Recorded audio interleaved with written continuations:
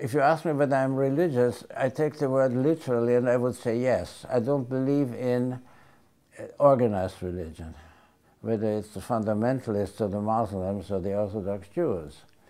I take the word religion literally. If you translate it, you know the word ligament. It's something that ties you, you know. Religion ties you back to something. And I think one has to have a fixed point somewhere.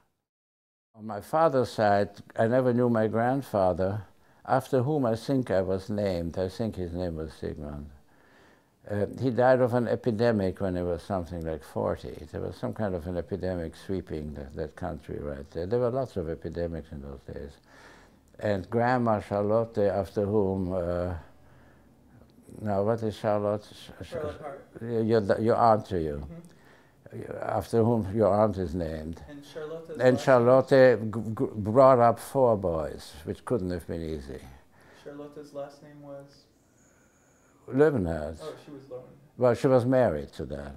Her maiden name, I think, was Popstel or something like that. Something like that. I don't know any of that family. But I heard it named somehow.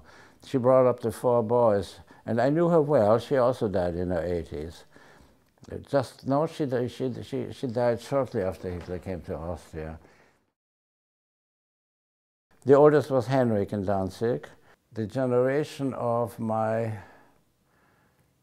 grandparents, and maybe great-grandparents on both sides, lived in that part of Poland that was Austria.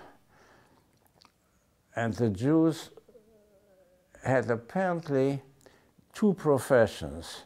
The lower classes all kept pubs, and they were fairly hospitable about that, for travelers and whatnot.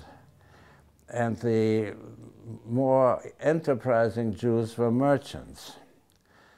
Now, there are several rivers. One of them is the Oder, which is O-D-E-R. It comes out at the Baltic Sea near Danzig. And the Jewish merchants made a good deal of money shipping wood. So coming back to Henrik, who after the war decided, you know, people had to decide after 1918, when Poland stopped being Austrian, what to do. My grandparents moved to Vienna, you know, I grew up in Vienna. Henrik moved to Danzig, because apparently, and I had to figure that out, don't think I was ever told.